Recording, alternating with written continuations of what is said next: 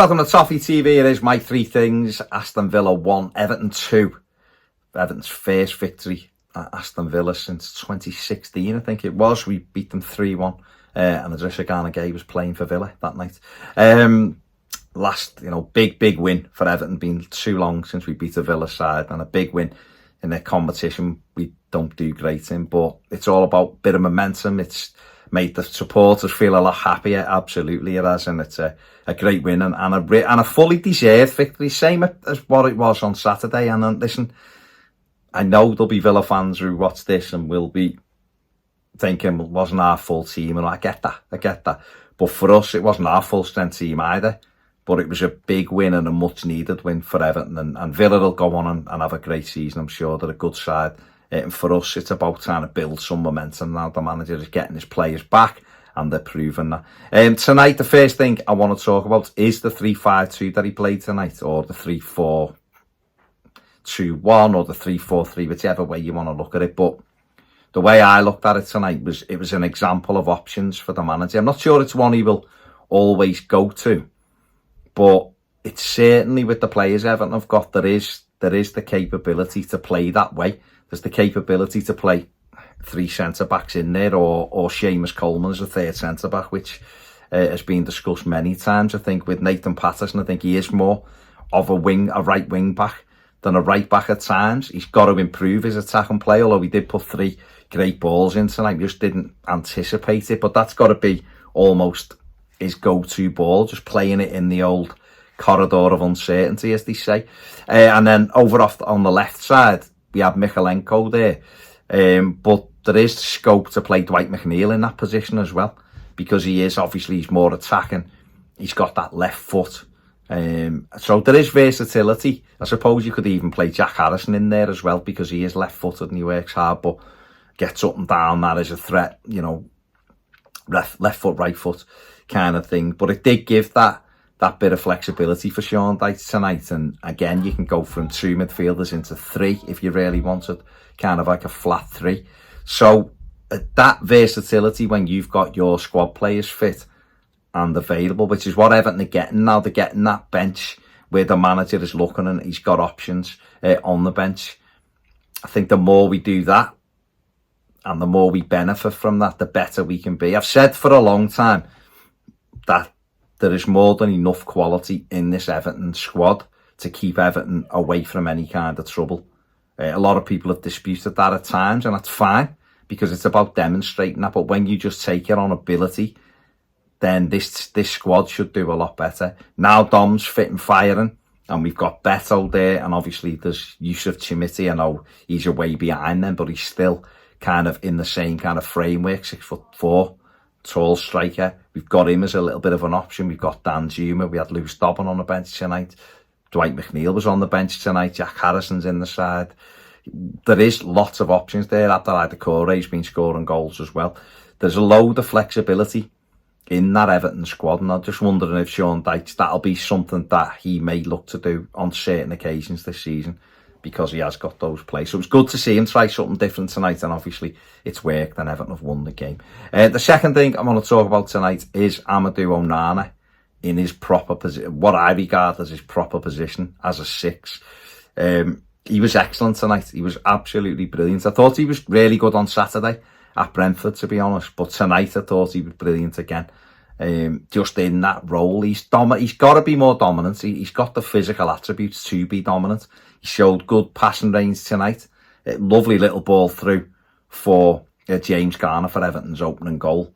I'm not sure I want to see him that high up the pitch at times when he's our number 6, but with having the 3 centre-backs, it does give you that option to move another 10-15 yards higher up the pitch, and he will naturally then try to get involved on the edge of the box. But I just think where he is, he looks so much more comfortable when he is able to put tackles in and he's able to patrol that bit, and he gives us that little bit of insurance. Last time we played Villa away the other week, there was big pockets in behind us which Moussa Diaby exploited, and tonight that wasn't really there. So, he's had a couple of real strong performances in that position, and obviously played it for Belgium as well. I think Dominic Tedesco said he's a number 6, and that's what they're moulding him into. So it's good to see the manager has put him in there and he can thrive in that role. There'll be games where maybe it passes him by or he's not as effective. But I thought he's had against two really good sides. I think he's had two strong performances, and that is really positive for us. So hopefully there is a lot more to come from Amadou in that position. And finally, the big plus.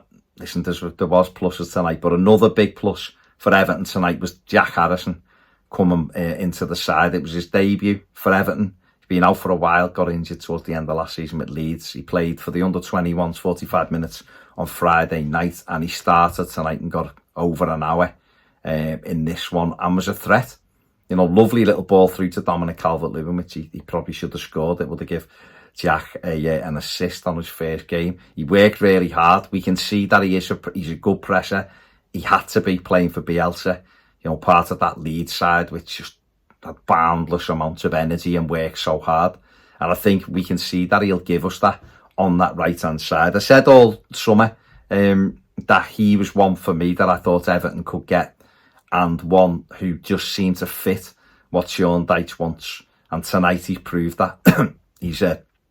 He can shoot with both feet, can put a ball in, left foot, right foot, and he is a hard worker. He's flexible enough, he can go over onto the left-hand side as well. And I thought it was he wasn't amazing tonight, but I thought it was a good debut from him. Tired, as you would expect, you know, playing his longest minutes he's played since coming back from injury. But again, like I said early on, when we're talking about the 3-5-2 or the 3-4-3, whatever, when you've got options, and that's what Everton genuinely had tonight. They had some options. They had some on Saturday at Brentford, and they've got results from it. The gauntlet's now down to other people to make them viable options. Lewis Dobbin's got to step up, as in improve enough that he becomes a viable option. We've got Andre Gomez, whether you like him, don't like him, whatever. He's here till at least January. He has to make himself an option in certain games by getting fit, by being strong. Delhi, you know, Everton are truly thinking that he can make an impact, so much so that they may have to sit down with Spurs and renegotiate. He becomes another option that Everton have. And it's about getting in and making yourself, like I said, a viable option. Michael Keane's come in tonight and has put in a decent enough display at centre-back, of course. Everton will probably go back to a back four and he'll be back out the side. Ashley Young has had half a game each with Michalenko. So they're putting that little bit of pressure on each other. Nathan Patterson had a good game in the main tonight, tired a little bit towards the end. But he's got to make himself in Sean Dyche's mind to be Everton's right back. And that's what it's about. James Garner's done it tonight. But excellent game at the weekend on the right-hand side of the midfield, ended up further infield towards the end. That had an assist there. Tonight he's gone in the middle in a midfield too. Put himself about being excellent. I give him my man of the match. Had a goal, added a goal to his game and set the tempo. Dominic Calvert-Lewin was sub at the weekend. He's come on and scored. He started tonight. He scored. Gauntlet now thrown down to Beto. What do you do Saturday against Luton? Do you go with two of them? Is there another change in the system? Is it Beto starting and Dom sub? Has Dom kept his place?